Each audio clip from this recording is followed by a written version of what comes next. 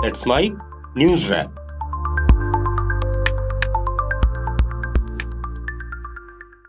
Let's Mike news wrap में अब सुनते हैं दिन भर की अहम खबरें सिर्फ 10 मिनट में। सबसे पहले सुर्खियां।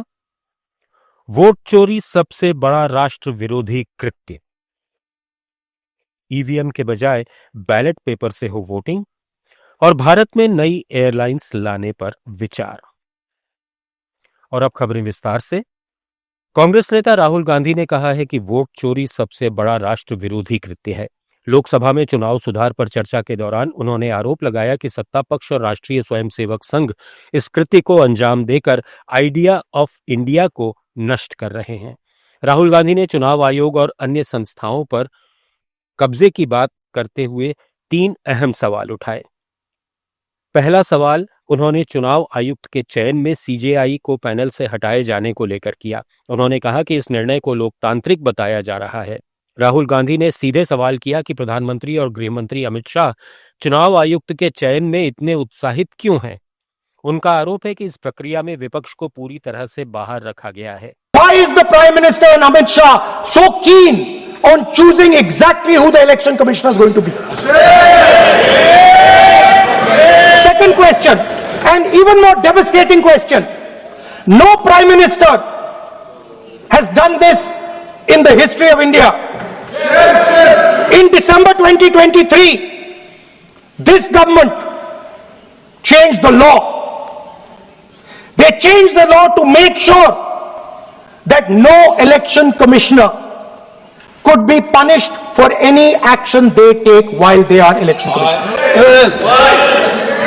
Immunity. Why would the Prime Minister and Home Minister give this gift of immunity to the election commissioner? Why would they need to give this tremendous gift that no Prime Minister has given ever before to the election commissioner? इधर Samajwadi party प्रमुख अखिलेश यादव ने कहा कि SIR के बहाने अंदर ही अंदर NRC लागू करने की कोशिश हो रही है। सरकार जो खुलकर नहीं कर सकती वो एसआईआर के जरिए कर रही है। अखिलेश यादव ने जर्मनी, जापान और अमेरिका का उदाहरण देते हुए कहा कि दुनिया के विकसित देश भी बैलेट पेपर से चुनाव कराते हैं, इसलिए भारत में भी ईवीएम के बजाय बैलेट पेपर से वोटिंग होनी चाहिए। अध्यक्ष महोदय, मेरा भी सुझाव है कि इलेक्शन बैलेट पेपर से होना चाहिए और इसलिए होना चाहिए कि बहुत प्रश्न लग रहे हैं, बहुत उंगली उठ रही है। इलेक्ट्रॉनिक चीजों पे बहुत सवाल खड़े हो रहे हैं और केवल भारत के अंदर लोकतंत्र में नहीं, दुनिया के लोकतंत्र में। और ये जो लोग कुछ कह रहे हैं इलेक्ट्रॉनिक की बात और टेक्नोलॉजी की बात कर रहे हैं, मैं उनसे कहना चाहता हूं कि भारत और जर्मनी की तुलना कर लें, भारत और अमेरिका की तुलना कर लें, भारत की और जापान की तुलना कर लें, हम कहां खड़े हैं। अगर वो संपन्न देश जो टेक्नोलॉजी में हमसे कई गुना आगे हैं, अगर वो स्वीकार नहीं कर रहे ईवीएम, तो आखिरकार हम ईवीएम को क्यों स्वीकार कर रहे हैं।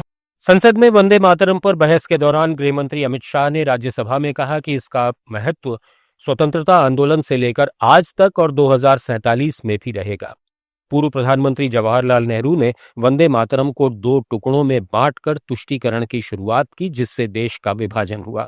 शाह ने कांग्रेस पर कटाक्ष करते हुए कहा कि उनके नेतृत्व में सदन में वंदे मातरम का गान रोका गया। 1992 में भाजपा सांसद श्रीराम नाइक ने इसे फिर से गाने की पहल की थी, जिसे नेता प्रतिपक्ष लाल कृष्ण आडवाणी ने समर्थन दिया था। के 50 साल हुए, तब क्या हुआ?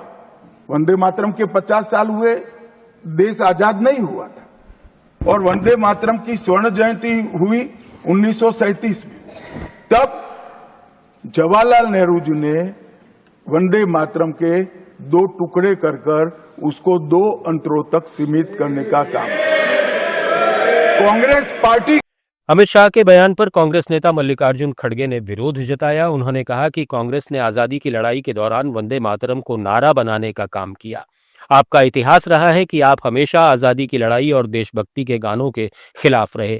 जब श्यामा प्रसाद मुखर्जी ने मुस्लिम लीग के साथ मिलकर सरकार बनाई थी, तब बीजेपी की देशभक्ति कहां थी? जब आप मुस्लिम लीग के साथ मिलकर गवर्नमेंट किए श्यामा प्रसाद मुखर्जी और मुस्लिम लीग मिलके आपने बंगाल में जो गवर्नमेंट की, कहाँ गया था देशभक्ति? कहाँ गया था आपका देशभक्ति? कहाँ थे आप लोग? क्या देश के लिए कोई? अरे ये लोग, अरे पढ़ो आपका इतिहास मालूम हो। वंदे मातरम गीत की आत्मा सुजलाम सुफलाम मलयज शीतलाम यानी स्वच्छ जल और शीतल हवा में बसती है, लेकिन आज दिल्ली में ठीक इसका उल्टा हो रहा है। राजस्थान के पूर्व मुख्यमंत्री अशोक गहलोत ने एक्स पर कहा कि राजधानी की हवा इतनी जहरीली हो चुकी है कि बच्चे और बुजुर्ग सांस लेने के लिए संघर्ष कर रहे हैं। यमुना का पानी काला पड़ गया है। तब संसद में सबसे पहले साफ हवा और स्वच्छ जल पर चर्चा होनी चाहिए थी। उन्होंने आरोप लगाया कि अपनी नाकामियों से ध्यान हटाने के लिए भाजपा आरएसएस नेतृत्व वंदे मातरम का दिखावटी सम्मान कर रहा है, जबकि राष्ट्रगीत के मर्म को पूरी तरह भूल चुका है। ये सरकार गीत पर राजनीति तो कर लेती है, लेकिन उसकी भावना के अनुरूप काम करने में पूरी तरह नाकारा है। वंदे मातरम के 150 साल पूरे होने पर संसद में बहस के बीच जमीयत उलमाए हिंद के अध्यक्ष मौलाना अरशद मदनी ने कहा कि मुसलमानों को मर जाना मंजूर है, लेकिन शिर्क कभी स्वीकार नहीं।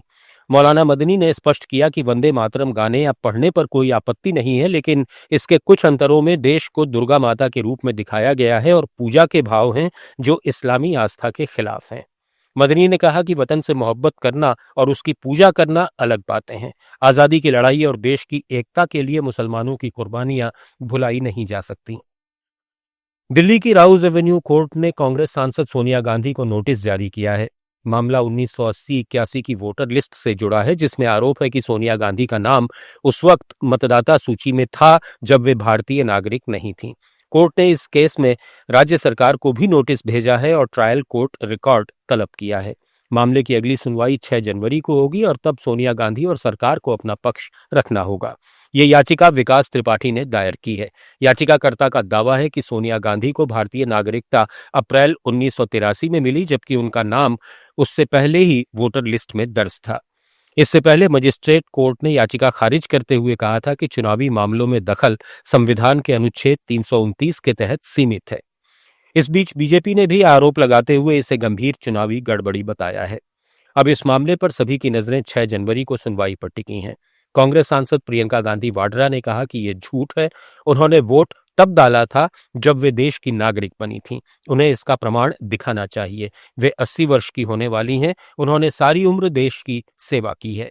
उनके पास बिल्कुल झूठ है, बिल्कुल झूठ है। उन्होंने वोट तब डाला जब वो सिटीजन बनी। प्रमाण दिखाएं। ये झूठ क्यों बोल रहे हैं लोग? आखिर क्यों?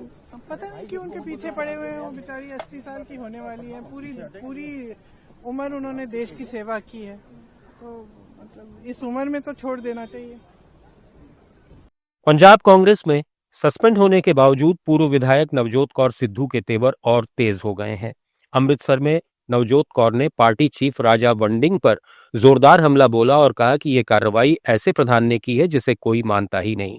उन्होंने साफ कहा कि वो चोरों का साथ नहीं देंगी और हाईकमान से उनकी सीधी बातचीत चल रही है। मानहानि के नोटिस पर नवजोत कौर ने कहा कि सच बोलने से वे डरने वाली नहीं है। ये एक स्टेट के उस प्रेसिडेंट से दिया गया है जिसकी कोई मान्यता ही नहीं है और वो किसी टाइम के नहीं लिखा हुआ। ये नोटिस बहुत निकलते हैं और बहुत जाने राना गुरजीत जी भी इस नोटिस के साथ चल रहे हैं। मेरी पार्टी से ऊपर प्रॉपर बात हो रही है, बट हमारी भी कंडीशंस है कि हम चोरों का साथ नहीं देंगे।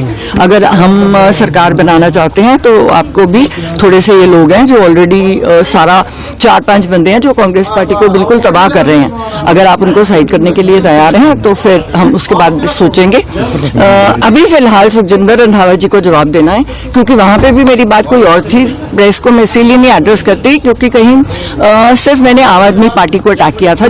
भारतीय शेयर बाजार में मंगलवार को गिरावट का सिलसिला जारी रहा। सेंसेक्स 436 अंक गिरकर 84,666 पर बंद हुआ, जबकि निफ्टी 121 अंक टूटकर 25,840 के आसपास रहा।